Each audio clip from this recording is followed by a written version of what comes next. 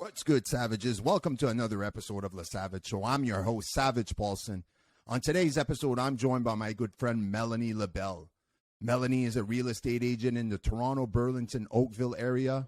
Melanie and I have known each other for quite a few years, and I'm really looking forward to our conversation. So let's get to it.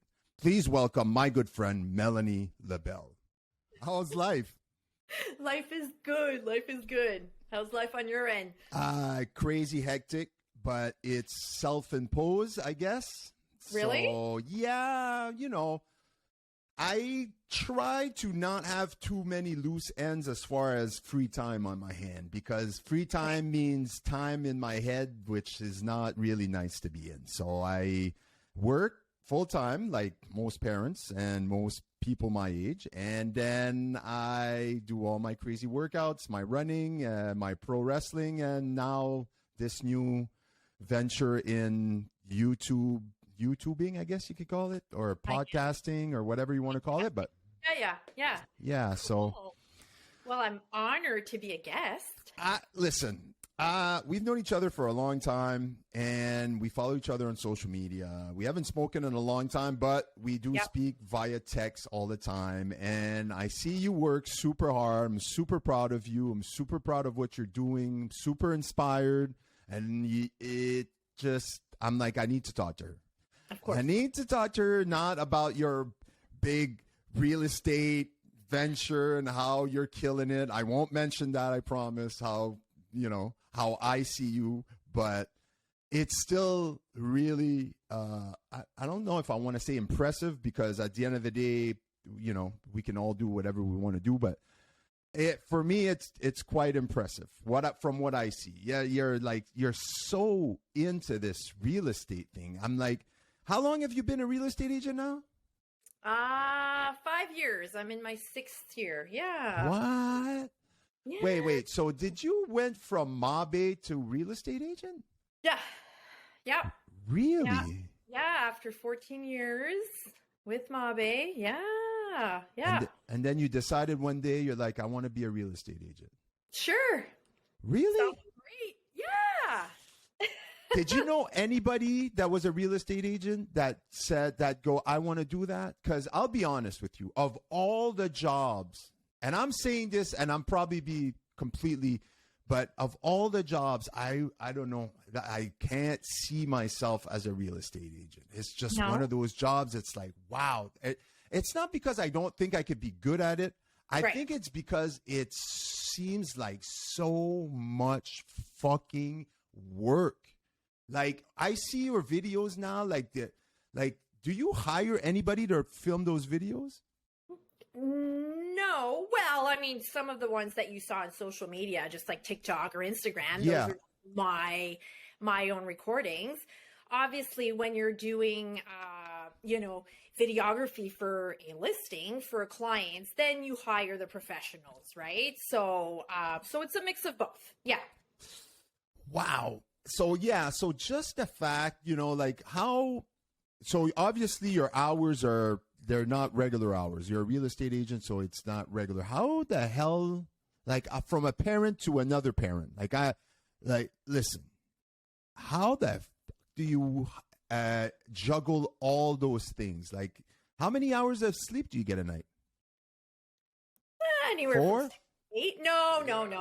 I do get my sleep. As you know, being active and running really helps with your stamina and just making sure your life is kind of organized, right? Mm-hmm.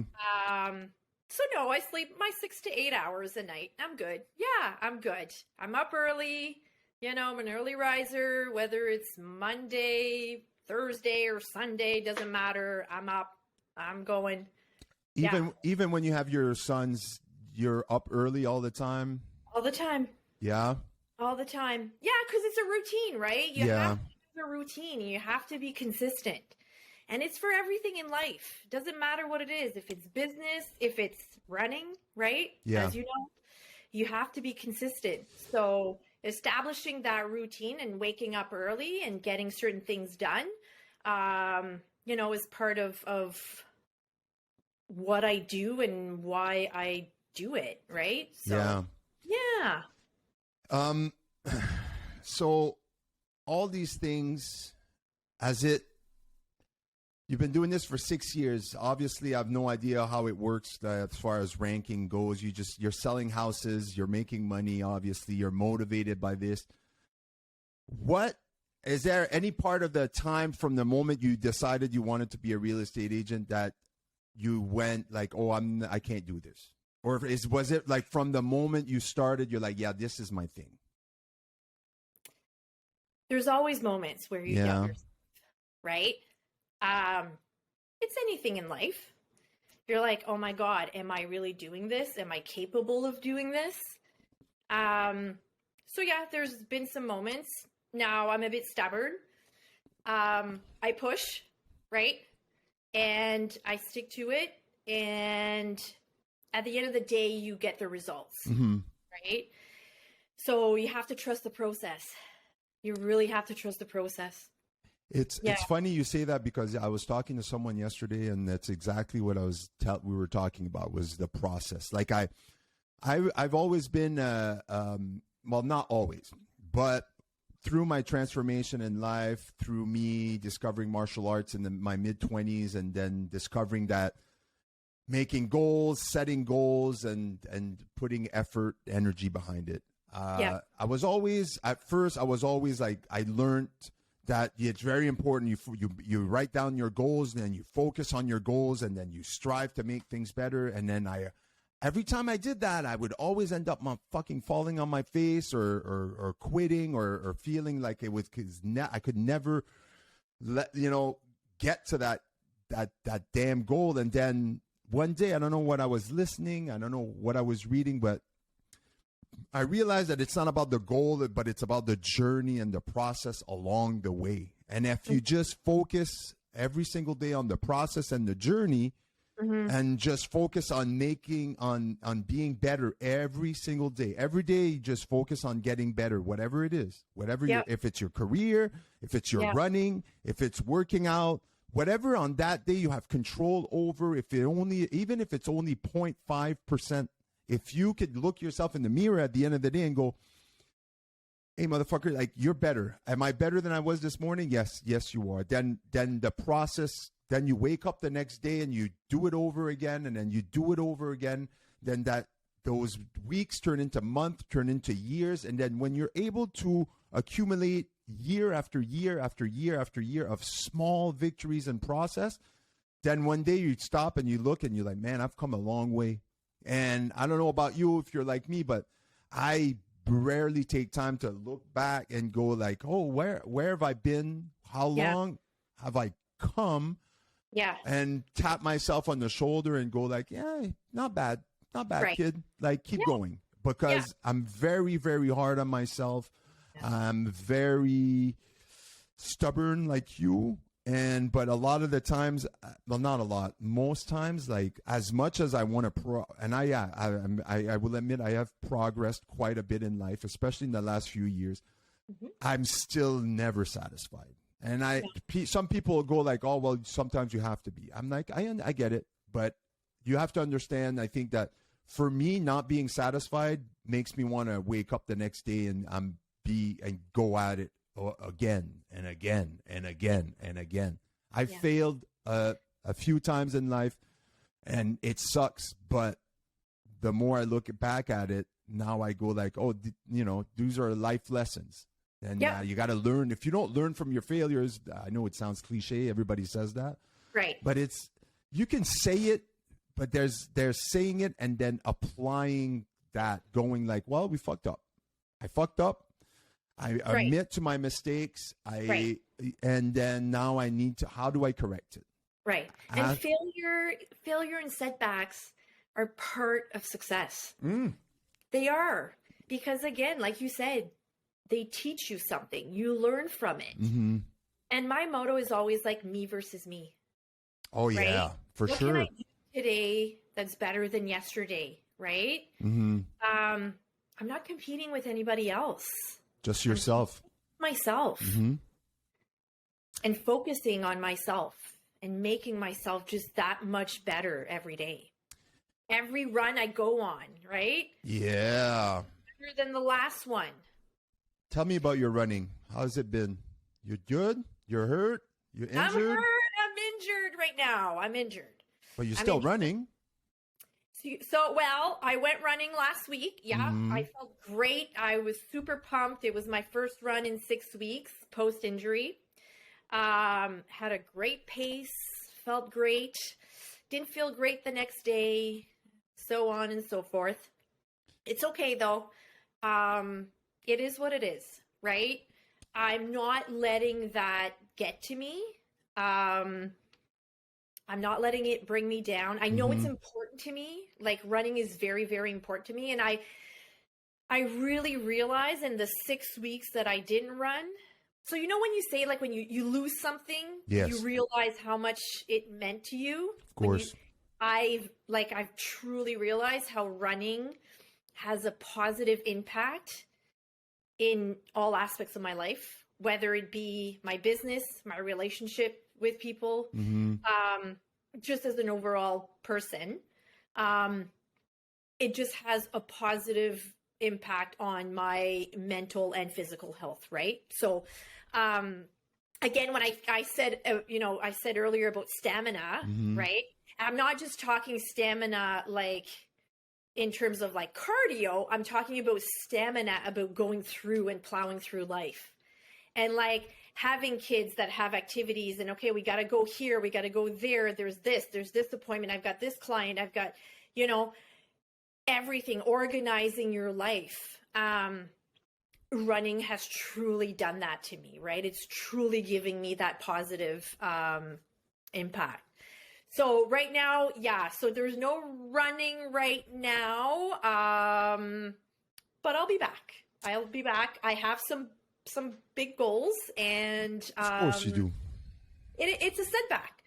And at the end of the day, I think my positive mindset is actually helping me with my recovery. The mind and body, they're linked, right? That relationship between mind and body is so important that I'll pause there before I keep going up, but because I want to ask you this. Okay. What is it about running that is so great for you? Is it just the fact that you're doing something hard every single time? Like, do you, be honest, look me in the eyes, do you enjoy running? 50-50. Because I fucking hate running, and I do it because I hate the moment that I have to go, I have to go running. And then I put my shoes on. Every single lace of my shoe is a battle. It's like, I don't want to do this. I don't want to do this. I don't want to do this. But the moment I click my watch, like my watch, so this is how it works. I have to click my watch, and then I have to wait for my watch to find the GPS. And then sometimes it takes fucking longer, right? So now I'm sitting outside, and I'm like, all right. And then I'm like, oh my God, like, honey, come on. And you're coming up with all the excuses to turn around and go back inside the house. I'm like, right? my watch doesn't, and then beep. I'm like, oh, fuck. All right, so now I got to go. So the moment I click it and I start, right, then I'm transformed. Like I get like, it's like it's exaggerated what I'm about to say, but it's like a psychedelic experiment. It's like, okay. I know that for the next 50 minutes, 45 minutes, no matter how long I run, I know that I'm just running. So it doesn't matter what goes on in my head. All I need to focus on is my running. Yeah. Breathe, run. Try to control your pace. Try not to go up and down all the time. All the shit I keep telling myself in my thing. But at the end of the day, for me, once I started running during the pandemic and really like putting energy behind running, like not just running like, I'm going to go for a 3K because I'm fat or because I want to get into shape or it's going to help with my cardio. Like, maybe I want to run a fucking marathon before I'm 40. So let's do this. I'm 40 in 5 weeks. Can I train 5 weeks for a marathon? Well, I'm about to find out. And then just that 5 weeks of me turning that into a 42K by myself, then said, well, maybe this is my thing. And then I kind of fell in love, but again, it's like a love-hate relationship. It's like, Yeah. When I'm done, it's that feeling of like accomplishment. Like I did something that really sucked. And then the more I do shit like that, the harder my workouts are every single day. When I empty that damn tank, when my tank is empty, when shit hits me in life, when like these obstacles and shit happens to me, instead of freaking out like I did before, like one little thing would make me lose my shit. Like, oh, fuck, not another thing.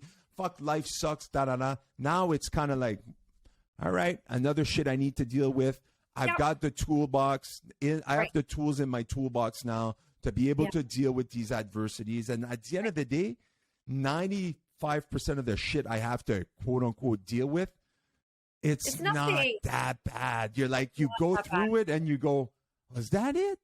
Yeah. Like what? Next. Next. Like what the fuck was I worried about? Yeah. So I say 50-50. So I do enjoy it. I do enjoy it because it is a sense of accomplishment, like you said. And it when you're done that run and you're like, you've set out like, okay, I'm doing 10 kilometers, right? And you're at like kilometer 9, and you're like, all right, only 1 kilometer left. And you're like, you got this, right? And I'm constantly like calculating in my mind, like, okay, I've done, 33% of my run. And I'm just like going through the motions. But it's also like, once I'm done, it's like, I've said it in certain posts sometimes, like it's like rocket fuel for me. Like I like to run in the morning, so I get my day started, and it propels my day, right? Really? Like I run and then I have my coffee. I need my coffee. But it's my rocket fuel. It truly is. That release, right, of endorphins is just amazing.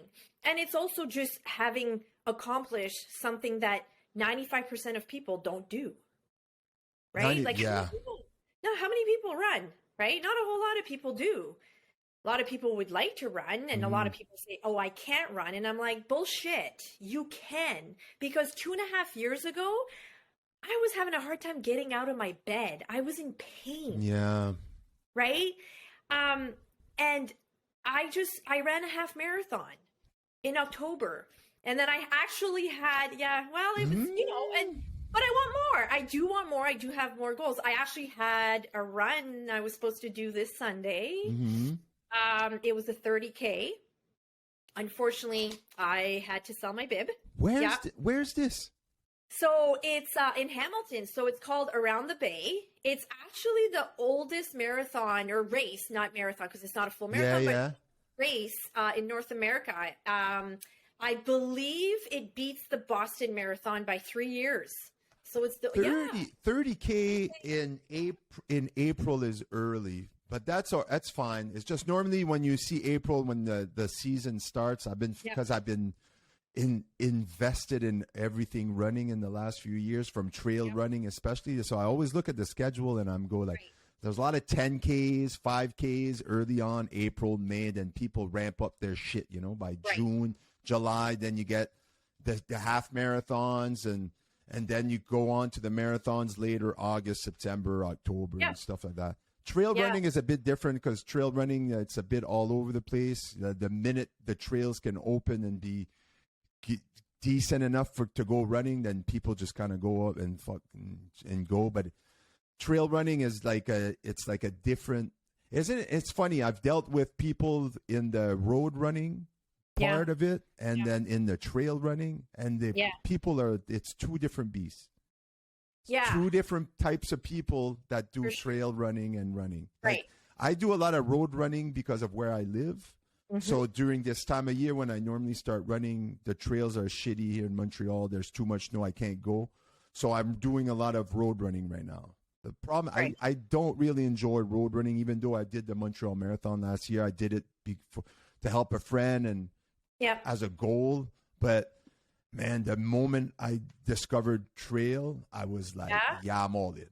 Like trail, there is because, and it's hard. I will say this, for me, it's hard because I'm all about, it's like people say you can't worry about your pace in the trail. Just fucking go and run. Just go and enjoy nature, be present. That's everybody, every fucking hippie woo-woo guy is like, oh, it's so nice to run in nature. You're so present. I can't be fucking present. It's my number one fucking thing I've been working on this last years to be present. Be in the moment. I can't. My brain is like, worry about everything that hasn't happened yet and stress out about everything you did wrong in the past. That's how my brain works. No, you got to stop. You got to change that. I'm working hard. I take baby steps. Sometimes I tell myself every day, like I was telling this to my friend yesterday, I said, even sometimes during the day when I'm doing a task, I'll tell myself, stop thinking about everything that's about to happen. Right. And just be present in whatever you're doing. Count these items. What you're doing, you're counting. Count 1, 2, 3. I'm at work. I'm doing. Be present, and then I'm present, even if it's for 5 seconds.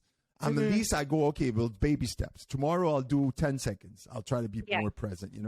Like I'm present right now. We're talking, chatting, and I'm present. So I don't. That's why I keep occupied. The more shit I can get to be occupied with, the less my brain kind of like floats away into worrying about everything I haven't done yet. Because you know this, when you're busy, kids, you're more work, you're like, fuck. You're like, but also that you when you're doing many tasks, you got to be more present. But when you stop and you're still busy, the next day you go, oh, I have this tomorrow, I have to worry about. So I tend to get ahead of myself a lot of the times, and that's where the bulk of my anxiety comes from. Also, I'm a type of person that the moment something happens to me, I immediately go to worst case scenario. Okay. I don't think about best case scenario ever. It's always like worst case scenario. Like my son broke his arm a few weeks ago. It was immediately worst case scenario. Like immediate, like, oh my God. Like what? Like, and then but with everything I've done in the past few years, I was able to, don't do this. Stop. So you stop yourself. Yes. You stop yourself and you're aware of it. So that self-awareness is there, right? And I mean, I think it's human nature too. I think we always tend to look at the negative. Like that's just human nature. People just look at negative. It's really working your mind to think positively, right? So what if, but in a good, positive way, right? Like, what if I achieve that? Like, this could happen. Something good could happen, right? And it's like just getting that mindset of not focus. So I'm a big believer, what you focus on expands. So if you focus on something, whether it's positive or negative, it'll expand in your mind. True. It'll expand. And it can go, and also, like, I say this to people, like, our brains are they're our worst enemy, but they're our biggest allies, right? Yeah, they can be both for sure. Like the biggest enemy for me, I there's no doubt. It's like my wife, sometimes she'll go like, come on, like you got to stop. Like you're driving yourself fucking crazy. Like you're going to die at 50 from a heart attack because you're like driving yourself. And the thing that's funny about me is I'll tell everybody else how I'm supposed to be. Like I'll tell my son my son is a carbon copy. Not only physically. I'm like, motherfucker, like he's exactly immediate. Worst case scenario, when he broke his arm, I could see it in his face. The worry about not being able to play baseball again. Not just this summer. Him was like, oh, my arm's never going to be the same. I'm never going to be the same baseball player I was. I was like, kid. And then I had to tell what I have to tell myself. It's like, you can't go to worst case scenario. You got to go, what if? What if it's nothing? And guess what? He went to see the orthopedic surgeon today, and we found out that the two other doctors he saw fucked up. And his fracture is actually really minor, and he's only got 2 more weeks in a cast. So after all of this worry, most of the time, the best case scenario or top 5 best case scenario ends up happening. yeah. And at the end of the day, you can't control that, right? That's Like, hard. Yeah. you can't control the bone is broken. Mm-hmm. It is what it is. Yeah. You just have to take the time, trust the process of putting a cast on, and in time it will be better. Yeah. But you can't control that. You can't speed it up. Like, you can't rush the process. You can't skip steps. Yeah. So why put that energy in something you can't control?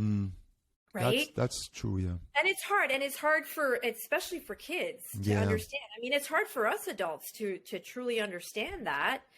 So trying to explain that to a child, right? Yeah. They don't think their world is over, right? Like, he thought, yeah, I'm never playing baseball ever again. Yeah. Right? And like me, for me, it's easy to be like I'm actually waiting for an appointment with the orthopedic surgeon as well for my injury. Really? Yeah. But do I have in my mind that I'm never going to run ever again? No, absolutely not. I will be back. It's just a minor setback. Yeah. I will be back. Right? We put these like time. I do anyway. I don't know if I say we all the time, but I always put this I don't know why I have this constant feeling in my head that, and it is my time, all of our time on this planet is limited. We're all going to expire one day. It's part of life. But I'm fucking 42 years old. And sometimes I constantly act like like my time is close to being up. So I always want to I have to do this. I have to do this. I'm right. Like, what the fuck, bro? Like, and then people are like, man, do you realize you're not that old, right? Like, it's like, oh yeah, maybe you're right. Maybe 42 is not what 42 used to be, right? Like, you look back, I think people are more resilient now. They have more tools. There's more information. We're healthier. We live longer, all that shit. But at the end of the day, it's a feeling in my head. Like, it's always it's always like a rush. Like it's going to end any moment. It can end here. And you're like, God damn. Like, I mean, listen, tomorrow's never promised. You know, after our podcast, I could go in my car, drive down the road. Don't say that. Don't say it. Don't say it. I know. Right? I know it's cliche. It's a cliche thing to say. We don't know what the future holds for us, right? Like, we just don't know. So I think being in gratitude though every day and being grateful for what we have and being grateful to have those goals too, right? Like, I'm super grateful I have 2 legs, right? That I can run. That is something that I started doing when I was running, was being grateful for not just the big things in my life, the fact that I have wonderful kids, that I have a wife, that I'm healthy, but that I could get up every morning, that I could walk every morning, that I could run, because there's some people that can't walk, they can't run, they can't do the simple things that I take for granted each and every day. So if by being grateful sometimes for those small things, it puts kind of everything in perspective. So when shit happens, I go, well, at least then you got to start being like, oh, be grateful for this. Be grateful that this didn't happen. Be grateful for that. So, but again, it's a battle. It is. And I'll tell you a story. So when I was training, I guess, for my half marathon, but I hadn't even hit 10 kilometers. Okay. Like, I had never run 10 kilometers. And I went running that day with the intent to run 7. Like, I was just getting up there. And I was running, and I met this gentleman. As I'm running, there's a guy in a wheelchair. And he waved at me. As I'm running, he waved at me. Because when I run, I say, hi, good morning, good afternoon, whatever. I just say hi I smile, whatever. Even when I'm running, I smile. But he said hi. So I said, I waved hi. I kept running. I turned around and I passed this guy in the wheelchair. And I looked down and the guy had no legs. Okay. Like, he was amputated, like no legs. And he said to me, "You go, girl, you are beautiful." And I was like, oh my God. Like, I'm running, I'm sweating, and I'm like, I'm almost at 7 kilometers, because that's what I set out to do, was 7 kilometers. And I'm like, pardon my language, but I'm like, Jesus Christ, this guy is probably looking at me and saying, like, I wish I had legs so I could just walk. Mm-hmm. Just walk. Mm-hmm. And I'm here. I have 2 legs that are working. And I'm like, I'm going for it. I'm pushing it. And I hit my first 10 kilometers that day. But if it wasn't for that guy, and for me to be in that moment of like gratitude of like, I'm grateful for these legs. Yeah.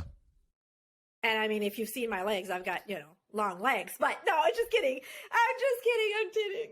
But just to, I was going to say something, but no. However, it was that moment that I'm like, fuck, I have, like, this guy cannot walk.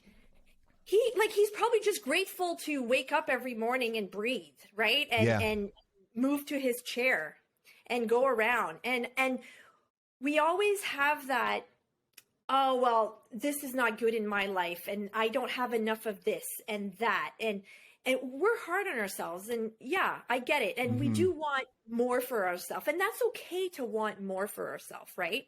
But I think ultimately, as soon as I started doing gratitude, it's funny because when I started in real estate and I'm doing all these workshops and all these like mindset and training and things like that, and they talk a lot about gratitude. And I'm like, what is that going to do for me? Like, it's nothing tangible, right? Yeah.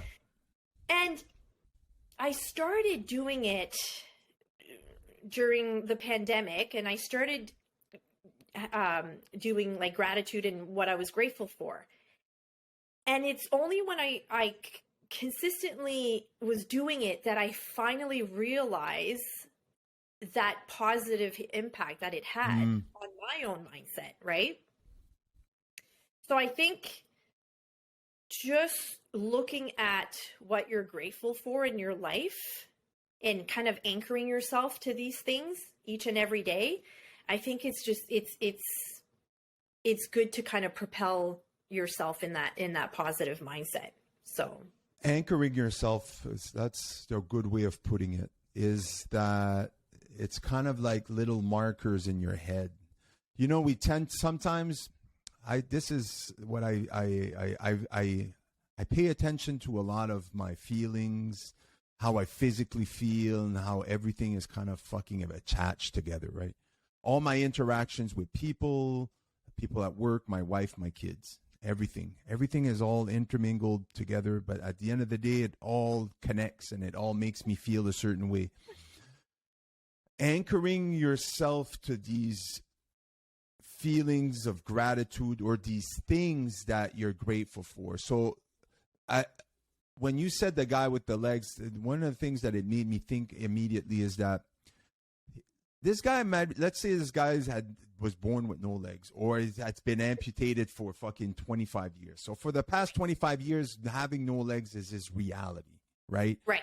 Yeah. So for him, sometimes you meet someone like him, no legs, in a wheelchair, can't walk, paraplegic, all these bad things that you go, man, like, what the fuck?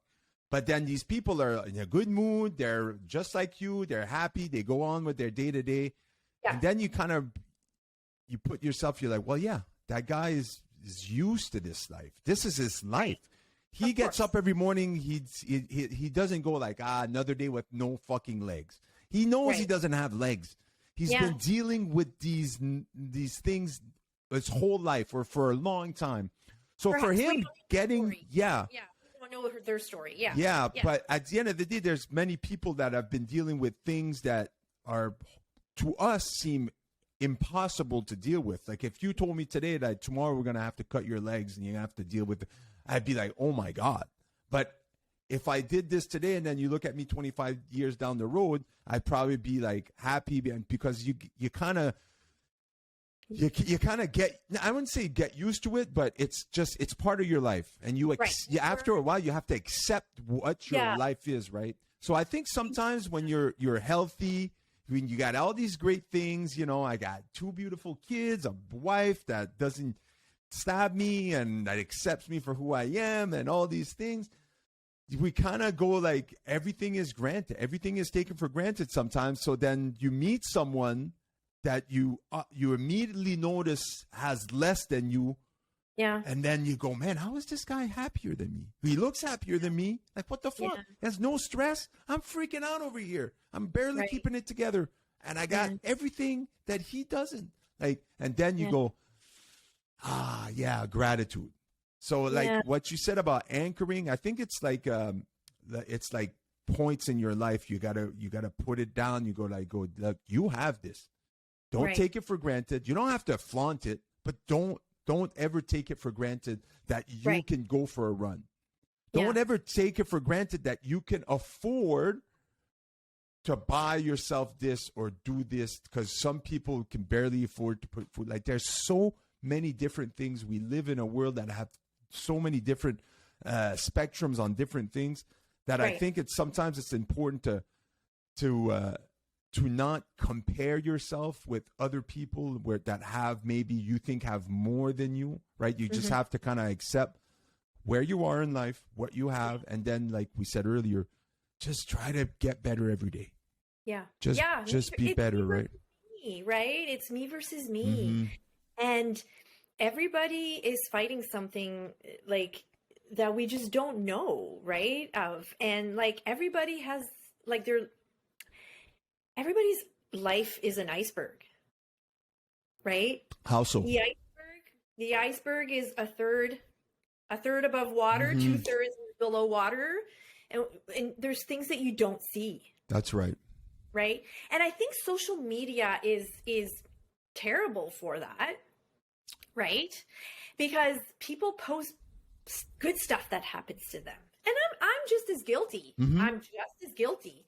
Like, I won't post something like I don't know, I'm having a bad day, and like I you know, maybe a picture of me crying. Like, I won't post that, but maybe we should, because at the end of the day, we're all human beings. We all have emotions. We all have feelings. We all go through stuff. Of course. We all have these challenges. But like social media, you'll see the good, and then people will see that and be like, oh, that person's life is like perfect. Yeah. No, because you don't see the 2/3, right? You don't see what's underneath the water, that iceberg, right? Like, you just don't. And that's what I think people need to truly understand. Don't compare yourself to people you see on social media. Comparison is the thief of joy. That's what it is. Because and it's so funny that you say that about social media, because I was talking to someone yesterday. I've been pre-recording these podcasts. I've done one every day this week, so I've talked to a few people, and it's I was telling this friend of mine how, as I believe extremely in transparency, not just in life, but like on social media. Like, I'm very active on social media, and I share a lot of my life on social media. And yes, most of the stuff that I post seems to be positive. But if you look back on my social media, I have posted my struggles, and I will share my struggles. And I'm talking about them right now. I've talked about them on social media. Right. And I will say this.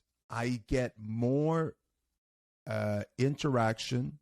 I have more people coming at me when I share my struggle than when I share my like just a good selfie, well-dressed or whatever. Oh, look, I'm at dinner with my family. Life is beautiful. People will give it a like, but but I'll post something about my mental health. I'll post a video talk about my struggles, and my fucking DMs flood.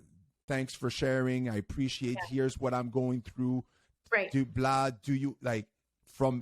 Because people want to relate to other people. Of course. And by being real and being vulnerable, they're like, man, he's just normal like I am. Just an average dude, right? And I'm very, like, I'm aware of that because I think I'm guilty of not that I'm not saying I'm not real, because I think I'm real. Like, if you have a conversation with me one-on-one, like, I won't sugarcoat anything. No. I like to inspire people. I love to inspire people, and I am a positive person.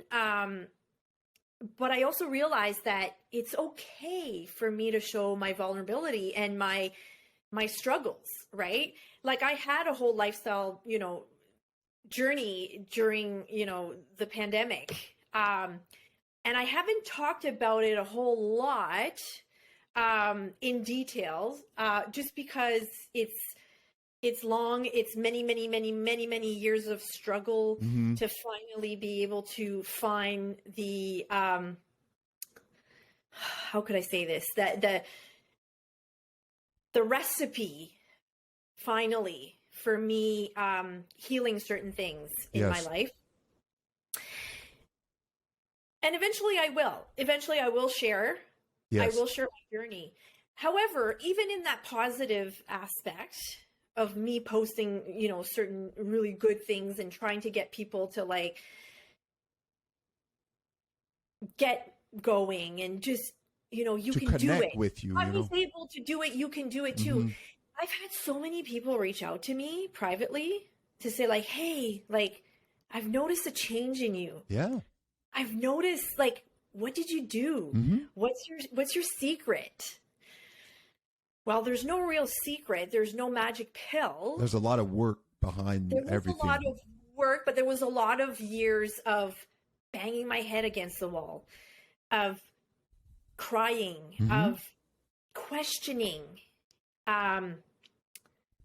just being, like, stubborn and asking. Like, I didn't want to be like, oh, okay, well, this is how I'm going to feel for the rest of my life. Because I didn't accept that, right?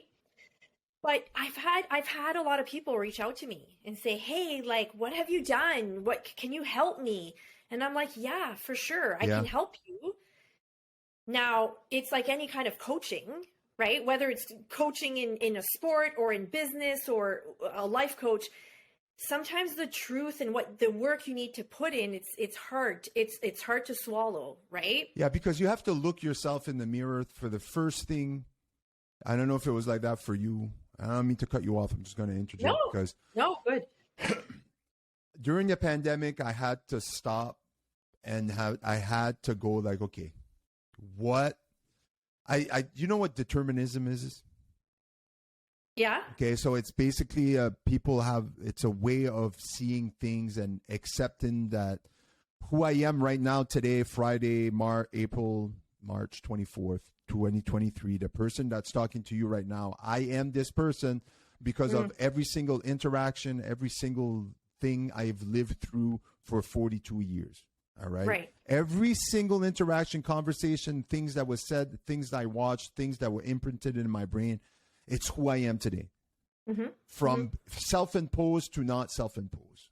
And I was listening to I don't read, but I listen to audiobooks.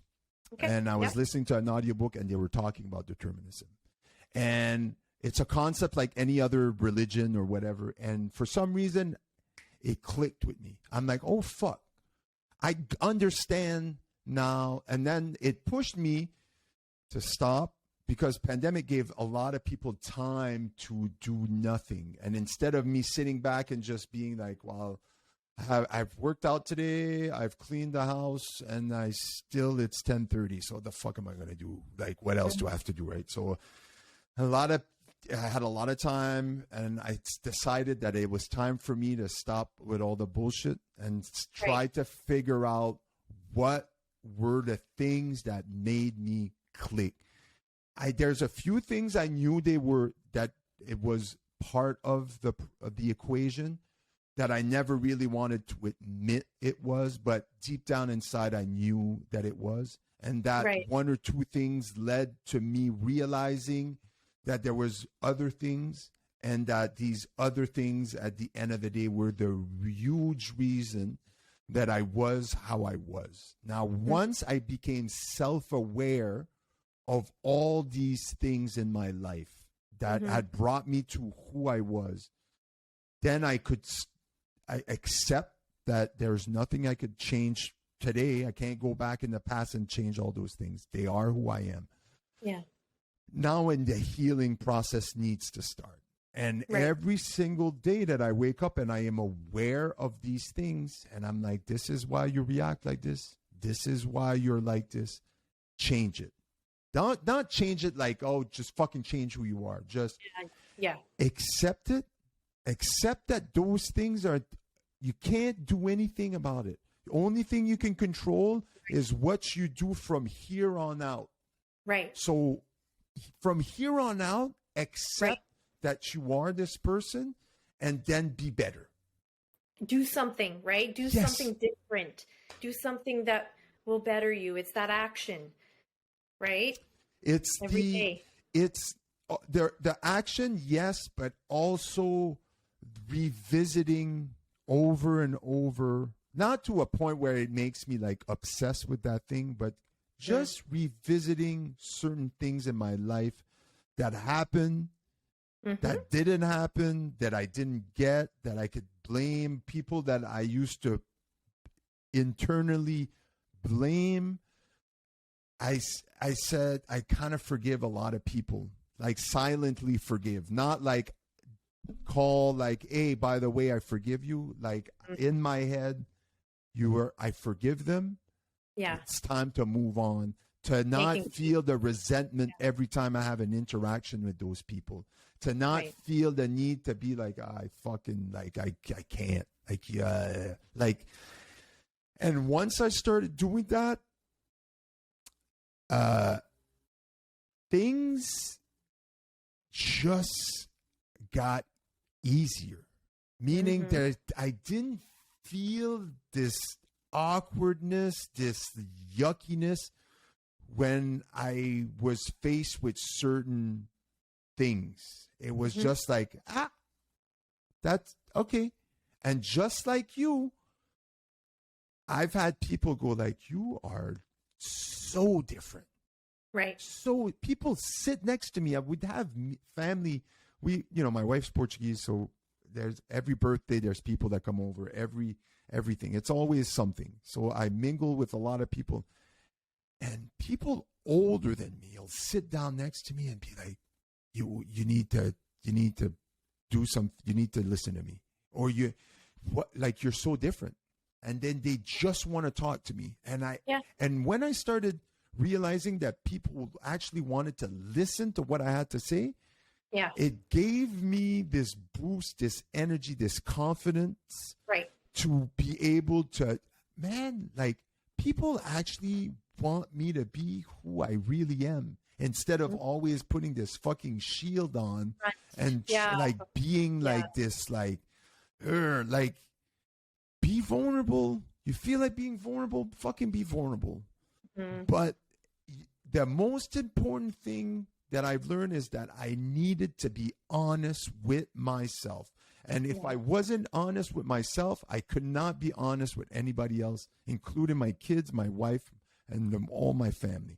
And then that bled in to also starting to love myself and realizing that, dude, if you don't, I know another cliche, we're full of cliches, but if you don't love yourself, you'll never be able to accept someone else's love, no matter who it is. Your kids, your wife, they could tell you 50 times a day they love you. If you don't love yourself, you have no idea how to accept that feeling that they're trying to share with you. And it all... That happiness has to come from within, right? Yeah. Like the happiness, like nobody else is going to make you happy. You have to find it in yourself to find that joy and that love. Because you're the only one that controls everything. You're in control of everything that happens to you, including your happiness. It's not that I was depending on others to supply me with the happiness. I think it's because I didn't have the tools in my toolbox to be able to accept those feelings. It was like, what do you mean you love me? I fucking hate myself. I don't understand how you, a person outside my body, can tell me you love me. And it created trust issues with everybody around me, because when someone told me they loved me, I'd be like, you're full of shit. Stop bullshitting me. Stop bullshitting me. I wouldn't tell them that, but in my head, I'd be like, stop bullshitting me. That's how we felt. And that probably transpired, right? Like, and then those relationships just didn't work or weren't as healthy. Maybe. That's right. Healthy is like, look, I've been with my wife 17, 18 years now. Yeah. Right? We've been together, and there's never been a moment in those 18 years where I go like, oh, I don't want to be with this woman. There's just, from the moment I met her, it was like, yeah, I'm done. It was just like a click. But the relationship, with the moment I started doing everything I just explained, then everything changed. Everything didn't change. I mean, everything just amplified, like, oh, okay, I can start trusting myself, and I can start trusting others when they tell me certain things about myself, including things that I don't want to hear sometimes. And my wife is extremely blunt with me. She's like, stop being full of shit. Like, you're full of shit. God love her. God love her. You're full of shit. Stop. You're full of shit. I know you are. Yeah, you're right. You're right. But you know what, though? And it's funny. I said this to a good friend of mine just a couple of weeks ago. The people that care about you are the ones that have those uncomfortable conversations with you. Mm-hmm. So that whole, like, you're so full of shit, get out of your head, or whatever the case may be, or like, hey, I think you need to snap out of it, or I don't know. And I'm not saying snap out of it, snap out of a depression. I'm saying snap out of, like, maybe somebody that's on a super high, high on life and whatever. And somebody has to tell you, like, hey, you know what, bring it down a notch a little bit because this, right? But the people that care about you will have those uncomfortable conversations with you, and you have to be open to those conversations, because that's where growth happens. Yeah, of course. Absolutely. Right? And and I do have some great people in my life, and I do have conversations that sometimes challenge me, and I challenge them, right? And it's like, oh, but it's because I care, and it's because they care about me. Yeah. Does it happen to you sometimes that you're having interactions with people that you, I won't say don't care about, but are just not as part of your life, where, like, there's bullshit and you're like, I can't waste my time? Because I do that a lot. Like, yeah, right? No, my energy, I'm not going to put my energy into something that's not reciprocated. Yes, that you're not going to get some sort of payback, or that's worth, you know. No, my energy and my time is limited, and it's valuable to me, right? I'd rather focus on certain things, like I have priorities in my life, and certain people.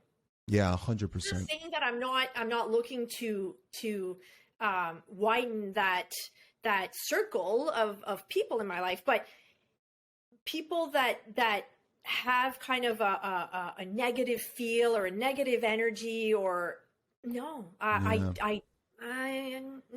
it's okay. I'm not going to tell them. I just, you do you, like, or you be you. It's okay. Yeah. You can be that way. That's fine. I'm just going to go over there and do something, right? Like, I'm not going to focus on that person, because it's not worth my time and energy. It truly isn't. And it's not worth my peace. Right. That's important. Yeah. I think we need to safeguard our peace, as far as just, because I think it's important. I think it's important to be able to just have a sense of peace in life, where you're like, look, I'm at war with no one, including myself. I was at war with myself for Oh man, I know it sucks that people like, oh, you just stop. Like, I was at war with myself probably since I was a kid. That's how it was. Yeah. And my brain was formed in that it's like a war. It's like, you know, I had a great life. I can't complain. You know, I had people that helped me and surrounded me. It's not like I grew up poor. It's not like I grew up with no one around me. That's not what I'm saying. Right. But I still can't deny there are certain things that were missing. And they were important things. Yeah.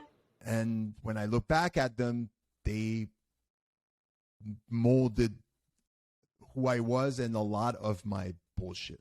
And now it's time to be able to move on, forgive, not forget, but forgive, and work on myself. And then, you know, do all these different things. And like you said this earlier, and it stuck with me because I feel the same way. Like sometimes I said this to a friend of mine just a few days ago. I said, I have a huge imposter syndrome. And normally people with imposter syndrome are people that like actors, someone in the superstars, famous people and stuff. Right. But I have this imposter syndrome that when I get a message that says, hey, Steph, I'm really grateful for everything you share. I'm going through certain struggle, and I just want you to let you know that your video and your words that you shared, they really helped me and all that stuff.